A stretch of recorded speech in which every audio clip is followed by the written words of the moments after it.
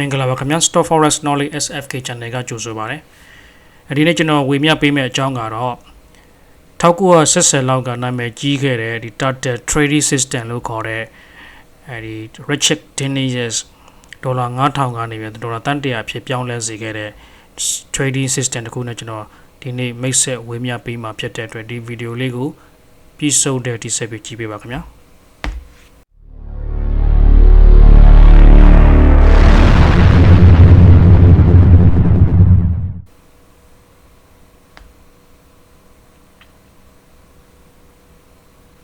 1980အစောပိုင်းနှစ်တွေမှာသူရဲ့ trainer ဘဝကိုဒေါ်လာ9000နဲ့စတင်ခဲ့ပြီးဒေါ်လာ100အဖြစ်ပြောင်းလဲစေနိုင်ခဲ့တဲ့ Richard Dennis ဆိုတဲ့ trader တယောက်ရှိခဲ့ပူပါတယ်။ Richard Dennis ရဲ့ training partner တယောက်ဖြစ်တဲ့ William Eckhardt ကတော့ဒီ Dennis ရဲ့အောင်မြင်မှုဟာမွေးရပါပါရမီကြောင့်ပဲလို့သူယုံကြည်နေခဲ့ပါတယ်။ဒါကို Dennis ကလက်မခံဘဲနဲ့သူရဲ့ trainees နည်းစနစ်တွေကိုမြည်သူမဆိုစနစ်တကျတေချာလေ့လာပြီးတော့မှချမှတ်ထားတဲ့စီကံအတိုင်းလိုက်နာပြီးတော့ရောင်းဝယ်လုပ်မယ်ဆိုရင်အောင်မြင်တဲ့ trader တယောက်ဖြစ်နိုင်တယ်လို့သူကဆိုခဲ့ပါတယ်။အဲလိုနဲ့ဒီအောင်မြင်တဲ့ trader တယောက်ဖြစ်ဖို့မွေးရပါပါရမီလိုတယ်လို့ယုံကြည်တဲ့ William Eckhardt နဲ့ဒီတေချာစနစ်တကျသင်ပေးရင်မြည်သူမဆိုအောင်မြင်တဲ့ trader တယောက်ဖြစ်နိုင်တယ်လို့ယုံကြည်တဲ့ဒီ Richard Dennis တို့နှစ်ယောက်အငင်းပွားခဲ့ကြပါတယ်။အဲဒီလိုနဲ့အဲဒီ trader ကြီးနှစ်ယောက်ဟာဘသူအမြင်ကမှန်မလဲဆိုတာသိဖို့သူတို့ရဲ့ဒီ Total Trading System စသချင်းကိုစတင်ခဲ့ကြပါတယ်။စသချင်းမှာပါဝင်မဲ့သူတွေကိုတော့ဒီ Dennis ကိုတိုင်ရွေးချယ်ခဲ့ပြီးတော့သူစင်ကာပူကိုတွားရောက်လက်ပန့်စင်တို့ကတွေ့ခဲ့တဲ့ဒီလိတ်မွေးမြူရေးကန်တဲကလိတ်ကလေးတွေကိုစနစ်တကျမွေးမြူပြိုးထောင်ပေးတာကိုအတူယူပြီးတော့သူရွေးချယ်တင်ချပေးမဲ့အဖွဲ့ကို Total Group လို့အမည်ပေးပြီးတော့တင်ကြပေးမဲ့နေ့စဉ်ကိုလည်းပဲ Total Trading System လို့အမည်ပေးခဲ့ပါတယ်။ Dennis ဟာဘယ်လိုအချက်တွေကိုကြည့်ပြီးတော့ရွေးချယ်ခဲ့တယ်လဲဆိုတာမသိရပေမဲ့အဲ့ဒီ Total Group ထဲမှာ financial background မရှိတဲ့ဒီ Sunday တီးတဲ့သူတွေ casino မှာ blackjack လို့ခေါ်တဲ့ဒီဖဲကစားတဲ့သူတွေ computer game designer တွေလေယာဉ် pilot စတဲ့ဒီလူမျိုးပေါင်းစုံအယောက်20ပါဝင်တဲ့အဖွဲ့တစ်ခုကိုရွေးချယ်ပြီးတော့မှဒီ Total Trading System ကိုတင်ကြပေးခဲ့ပါတယ်။အဲ့ဒီ Total Group ဟာဒေါ်လာ150 million ရအောင် trade နိုင်ခဲ့ပြီးတော့အောင်မြင်တဲ့ trader ဖြစ်ဖို့အတွက်လက်ကျက်တင်ကြရင်ဖြစ်နိုင်တယ်ဆိုတဲ့ Dennis ရဲ့အမြင်မှန်ကြောင်းသက်သေပြခဲ့ပါတယ်။သူတို့ရဲ့ train ခဲ့တဲ့ market တွေကတော့ကျွန်တော်ဒီ Chicago Exchange, New York Exchange, New York Coffee, Coca and Sugar Exchange, Chicago Board of Trade အစတဲ့ဒီ market မျိုးစုံအောင်သူတို့ trade ခဲ့ပါတယ်။ဒီ currencies တွေ S&P 500 stock index တွေ gold, silver, crude oil, 30 years US treasury bond စတဲ့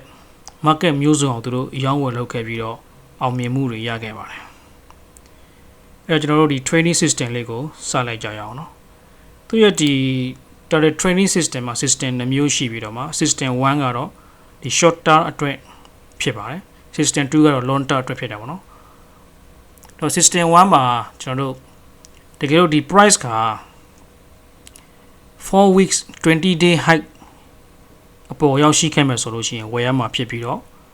10 days low 2 weeks low ကိုရောက်ခဲ့ဆိုလို့ရှိရင်ရောင်းပြီးတော့ exit လုပ်မှာဖြစ်ပါတယ် system 2ကတော့ long term အတွင်းဖြစ်ပြီးတော့55 days high 11 weeks high ကိုရောက်ရှိခဲ့မယ်ဆိုလို့ရှိရင်ဝယ်ရမှာဖြစ်ပြီးတော့ဈေးနှုန်းဟာ4 weeks low 20 day low ကိုရောက်ရှိခဲ့မယ်ဆိုလို့ရှိရင်ကျွန်တော်တို့ရောင်းပြီးတော့ exit လုပ်ရမှာဖြစ်ပါတယ် stop loss အနေနဲ့ကတော့ average true rate လို့ခေါ်တဲ့ဒီ 280 ကွာမှာကျွန်တော်တို့ stop loss ကိုထားရှိပြီးတော့ရောင်းဝယ်လုပ်ရမှာဖြစ်ပါတယ်1980နှစ်ကတော့ computer software တွေအလောက်မခက်မစားသေးတဲ့အတွက်ဒီ average true rate ကိုတွက်တဲ့အခါမှာသူတို့ကိုယ်တိုင်လက်နဲ့ချရေးပြီးတော့ formula တွေနဲ့တွက်ခဲ့ရပေမဲ့လည်းဒီနေ့ခက်လိုမျိုး computer software တွေကောင်းကောင်းအသုံးပြုနိုင်တဲ့ခက်မှာတော့ကျွန်တော်တို့ဒီ ATR တွေကိုကျွန်တော်တို့ကိုယ်တိုင်လက်နဲ့ချက်တွက်စရာမလိုဘဲနဲ့ဒီကိုယ့်ရဲ့ platform ပေါ်မှာပဲလွယ်တကူရွေးချယ်သုံးစွဲနိုင်ပါတယ်အဲ့တော့ကျွန်တော်တို့လက်တွေ့ရောင်းဝယ်တွေ့ကြည့်ရအောင်နော်ဥပမာအနေနဲ့ကျွန်တော်တို့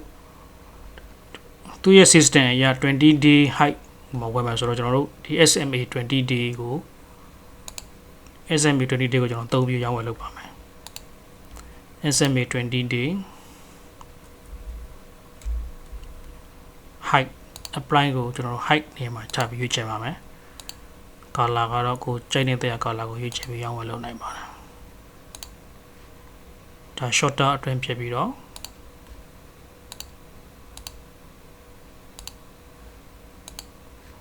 Lonta အတွက်ကိုတော့ကျွန်တော်တို့55 SMA တံပိုး55ထားမယ် apply to height ဆိုတဲ့နေရာမှာ open close low height ကိုသုံးပြပါမယ် color ကတော့ကိုနဲ့တရားသုံးပြနိုင်ပါတယ် exit လုပ်ဖို့အတွက်ကိုတော့ကျွန်တော်တို့ဒီ10 day SMA ကို low အနေနဲ့ထားပါမယ် 10 SMA ကို10 day low နဲ့ထားပြီးတော့ကျွန်တော်ရဝင်လောက်ပါကျွန်တော်ဒီ Amazon လေးကိုဥပမာအနေနဲ့တွေ့ကြည့်အောင်ခုဒီမှာဆိုလို့ရှိရင်ကျွန်တော်တို့ဒီ Amazon ဟာဒီမှာ20 day ဆိုတော့ဒီအနီရောင် line ပေါ့နော်ဒီအနီရောင် line 20 day SMA 20 day ရဲ့20 SMA ရဲ့အပေါ်မှာ open နဲ့ close ဖြစ်ပြီဆိုလို့ရှိရင်ဒါ20 day လောကဆိုရက်ပေါင်း20အတွက်မှာအမြင့်ဆုံးဈေးကိုရောက်ရှိခဲ့တဲ့အတွက်ကျွန်တော်တို့စပြီးတော့ဝယ်ယူရမှာဖြစ်ပါတယ်အဲ့တော့ဒီမှာကျွန်တော်တို့ဒီ1950မှာဝယ်ရဆိုပါစို့ကျွန်တော် entry ကို1950မှာဝယ်မယ်ဆိုလို့ရှိရင်ကျွန်တော် stop loss ကိုဒီ1950ဒီမှာ20 day ရဲ့အပေါ်မှာ20 day 20 SMA ရဲ့အပေါ်မှာ bullish candle တခု ပေါ်လာတဲ့အတွက်ကျွန်တော်တို့စပြီးတော့ entry လုပ်ပါမယ်ဒီမှာ1950မှာကျွန်တော်ဝယ်မယ်ဆိုလို့ရှိရင်သူ့ရဲ့ stop loss ကို ATR 2 ATR ဖြစ်တဲ့အတွက်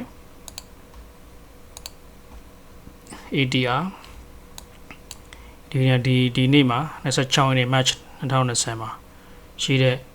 ကျွန်တော် ATR 80ဒီမှာ80ရှိတဲ့အတွက်1 ATR 80ဆိုတော့ကျွန်တော်2 ATR ဆိုတော့160အကွာမှာထားပေးရအောင်ဖြစ်ပါတယ်။အဲကြောင့်1950မှာ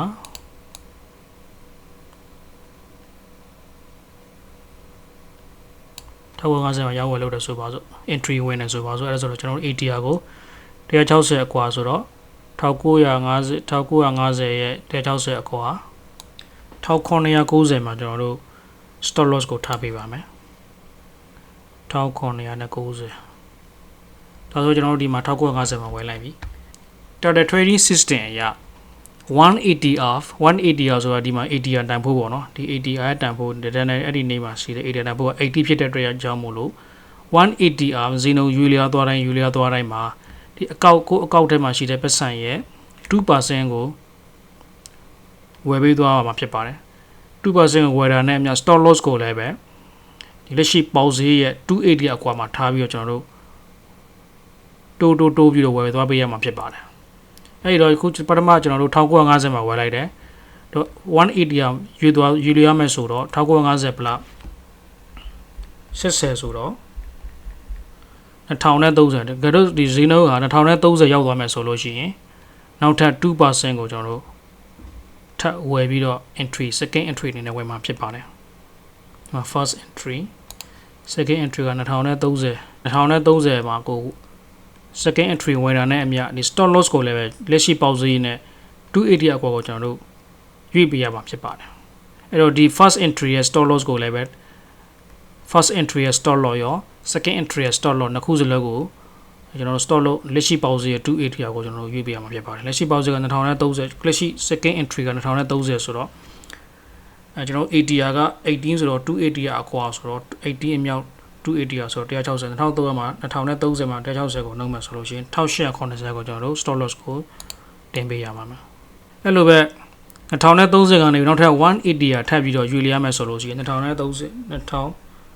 plus 80 180ထပ်ယူရင်2110ကိုရောက်သွားမယ်ဆိုလို့ရှိရင်ကျွန်တော်တို့ဒီ stop loss ကိုလည်းပဲလက်ရှိပေါက်ဈေးနဲ့လက်ရှိ third entry ရဲ့ကွာဝေး third entry ဈေးနှုန်းကနေပြီးတော့280အကွာကိုထပ်ပြီးတော့ stop loss 3ခုစလုံးပေးပေးရမှာဖြစ်ပါတယ်။ third entry 2110ဆိုတော့ minus 160 1950ကို stop loss ကျွန်တော်တို့ first entry ရဲ့ stop loss ရော second entry ရဲ့ stop loss ရော third entry stop loss အကုန်လုံးကိုကျွန်တော်1950ကိုရွေးပေးရပါမယ် trading system အရာအများဆုံး9 GT ကျွန်တော်တို့ဝယ်နိုင်ပါတယ် Total trading system ရဲ့ဥပဒေအရဒီဈေးနှုန်းဟာ10 day lows 10 days low ကိုရောက်သွားမယ်ဆိုလို့ဆိုကျွန်တော်ရောင်းထုတ်ပြီးတော့ exit ထွက်မှာဖြစ်တဲ့အတွက်ဒီမှာဆိုလို့ရှိရင်ဒီ10 day ရဲ့ lows ကိုရောက်သွားတဲ့အတွက်ဒီကျွန်တော်ဒီ short term trade 20 day နဲ့ဝယ်ထားတဲ့ position တွေအကုန်လုံးကိုကျွန်တော်ဒီမှာရောင်းထုတ်ပြီးတော့အမြတ်ယူပြီးထွက်ရမှာဖြစ်ပါတယ် Instant 2 အရာ55 days ရဲ့ high ကိုရောက်သွားမယ်ဆိုလို့ရှိရင်လည်းကျွန်တော်တို့ဝယ်မှာဖြစ်တဲ့အတွက်ဒီမှာဆိုလို့ရှိရင်55 day ကဒီအစိမ်းရောင် line လေးအပေါ်ဒီနေရာပေါ့ဒီမှာပေါ့နော်1900နဲ့1990ပေါ့1990ရောက်သွားတဲ့အခါမှာလည်းနောက်ထပ် entry တစ်ခုထပ်ဝင်မှာဖြစ်ပါတယ်အဲ့တော့ဒီ long term နေ1990မှာကျွန်တော်တို့ကဒီ55 day ရဲ့အပေါ်မှာ55 day အပေါ်မှာကျွန်တော်တို့candle တစ်ခုပေါ်လာပြီဆိုလို့ရှိရင်စဝယ်မှာဒီမှာဆိုလို့55 day ရဒီမှာဒီ55 day line လေးရဲ့အပေါ်မှာဒီမှာဒီ candle လေးမှာကျွန်တော်တို့long term အတွက်ဝင်ပြီးဝယ်မှာဖြစ်ပါတယ် long term မှာလည်းအဲ့လိုပဲဒီ long term ကို exit လုပ်မယ်ဆိုလို့ရှိရင်တော့20 days low ကိုဒီဈေးနှုန်းရောက်ရှိလာမှသာကျွန်တော်ရောင်းထုတ်ပြီးတော့ exit ထွက်မှာဖြစ်တဲ့အတွက်ဒီ long term 50 day မှာဝယ်ထားတဲ့50 day ကိုလည်းကျွန်တော်တို့ခုနကအတိုင်း180F ရွေလျားသွားတိုင်းမှာအကောက်ရဲ့ 2% ကိုကျွန်တော်တို့ဝယ်ပြီးတော့မှ stop loss ကိုလည်းပဲလက်ရှိပေါက်ဈေးနဲ့ဒုတိယအကြိမ်တတိယအကြိမ်ဝင်တဲ့ entry price နဲ့280အကွာမှာထားပြီးတော့ရွေသွားပြီးတော့မှကျွန်တော်တို့အမြတ်ကိုသိမ်းသွားလို့ရှိရင် exit ထွက်တဲ့အချိန်မှာအမြတ်တွေအများကြီးကျွန်တော်တို့ရရှိနိုင်မှာဖြစ်ပါတယ်အခုဒီမှာဆိုလို့ရှိရင်55 day အပေါ်ကိုဈေးနှုန်းရောက်ရှိတဲ့အချိန်မှာကျွန်တော်ဝယ်မယ်ဆိုလို့ရှိရင်ဒီ55 day ရဲ့20 day logo မရောက်တဲ့ကြာကျွန်တော်ရောင်းထုတ်မှာမဟုတ်တဲ့အတွက်ဒီ up trend တိုင်းတော့ short follow လိုက်သွားတဲ့အတွက်ကြောင့်အမြတ်တွေကအများကြီးရရှိနိုင်ပါတယ်အခုမှဒီမှာဆိုလို့ရှိရင်လောက20 day ကို20 day ရဲ့အောက်မှာဈေးမရောက်ရှိတဲ့အတွက်ဆက်ပြီးတော့မရောက်ထုတ်ပဲနဲ့180ရွေလျားတိုင်းမှာ stop loss ကိုလက်ရှိပေါက်ဈေးရဲ့280ကိုရွေလျားပြီးတော့အမြတ်တွေကိုတင်သွားချက်ပဲကျွန်တော်အမြတ်တွေအများကြီးရရှိနိုင်ပါတယ်ဒီမှာဆိုလို့ရှိရင်ကျွန်တော်1990ဒီ55 day ရဲ့အပေါ်မှာကျွန်တော်ဝယ်ထားမယ်ဆိုလို့ရှိရင်တကယ်အမြတ်ယူတာကဒီ20 day ဒီအနီရောင် line ရဲ့အောက်ကိုဒီဈေးနှုန်းရောက်ရှိမှသာလဲကျွန်တော်တို့ရောက်ထုတ်မှာဖြစ်တဲ့အတွက်ကျွန်တော်တို့အမြတ်တွေဒီ3000နဲ့ဒီမှာ2900ပေါ့နော်2900ရောက်ရှိမှသာလဲကျွန်တော်ရောက်ထုတ်မှာဖြစ်တဲ့အတွက်အမြတ်တွေအများကြီးကျွန်တော်တို့ရရှိနိုင်ပါတယ်ဒါ Total Trading System ရဲ့အမြတ်ယူတဲ့နည်းလမ်းတွေဖြစ်ပါတယ် Apple ဆိုတဲ့ store လေးကိုကျွန်တော်ဝယ်မယ်ဆိုလို့ရှိရင်လည်းအဲ့ဒီတိုင်းပါပဲဒီမှာဆိုလို့ရှိရင်ကြည့်ပါဒီ20 day ရဲ့အပေါ်မှာ candle တစ်ခုစတင်ပြီးတော့ဖြစ်ပေါ်လာပြီဆိုလို့ရှိရင်ကျွန်တော်စတင်ပြီးတော့ first entry ကိုဝယ်မှာဖြစ်ပါတယ်55 day ရဲ့အပေါ်ရောက်ရှိလာလို့ရှိရင်လည်းပဲထပ်ပြီးတော့ကျွန်တော်တို့ဝယ်မှာဖြစ်ပါတယ်ဒါ long term အတွက်ဖြစ်တယ်ဒါ short term အတွက်ဖြစ်ပါတယ်20 day အတွက်ဝယ်လိုက်တဲ့ position အတွက်ကို10 day low ရောက်ရှိတဲ့အခါမှာကျွန်တော်တို့ exit လုပ်မှာဖြစ်ပြီးတော့55 day long term အနေနဲ့ဝယ်ထားတဲ့ position ကိုတော့ဒီ20 day ရဲ့အောက်မှာbearish candle တခုပေါ်လာမှကျွန်တော်တို့ exit လုပ်မှာဖြစ်ပါတယ်အဲ့လိုဝယ်တဲ့အခါမှာဒီ first position ကို180 of ရွေလျားသွားတိုင်းမှာအကောက်ရဲ့ 2% ကိုတိုးပြီးဝယ်ယူသွားမှာဖြစ်ပြီးတော့ stop loss ကိုလည်းပဲ current price ရဲ့280 ကွာဝေးမှာထားပြီးတော့ရွေးပြီးတော့ trailing stock အနေနဲ့ရွေးပြီးတော့အမြတ်သိမ်းသွားခြင်းအဖြစ်အစုတ်သက်မှာကျွန်တော်တို့အမြတ်တွေအများကြီးရရှိနိုင်ပါတယ်တကယ်လို့ကျွန်တော်တို့ကဒီမှာ Amazon ကို1950မှာကျွန်တော်တို့ကဝယ်လိုက်မှဆိုလို့ရှိရင် first entry ကို1950မှာကျွန်တော်တို့ဝယ်လိုက်မယ် stop loss ကို280အကွာ wave 1950ဆိုတော့1950ခုန180က70ရှိတဲ့အတွက်280အောင်ဆိုတော့160 1950မှာ160လို့တော့1990မှာကျွန်တော် stop loss ကိုထားပေးရပါမယ် second entry အနေနဲ့တကယ်လို့ price က1950ကနေပြီးတော့18070 1950 180ထပ်ပြီးတော့ရွေ့လျောသွားမယ်ဆိုလို့ရှိရင်180က80ဖြစ်တဲ့အတွက်ကြောင့်မလို့2030ကိုရောက်ရှိသွားမယ်ဆိုလို့ရှိရင်ကျွန်တော်တို့ကနောက်ထပ် capital 2% ကို stop loss 280 အကွာမှာထားပြီးတော့ထပ်ပြီးဝယ်ပေးရမှာဖြစ်ပါတယ်အဲ့တော့ stop loss ကိုခုနကလက်ရှိဒုတိယအကြိမ်ဝယ်တဲ့ဈေးက2030ဆိုတော့280အကွာဆိုတော့160နှုတ်လိုက်လို့ရှိရင်1880ကို stop loss ကိုရွှေ့ပေးရပါမယ်ရွှေ့တဲ့အခါမှာ first entry stop loss ကိုရော second entry stop loss ကိုရော1880ကိုကျွန်တော်တို့ရွေးပေးအောင်ဖြစ်ပါတယ်နောက် third entry အနေနဲ့ဝယ်မယ်ဆိုလို့ရှိရင်တကယ်တော့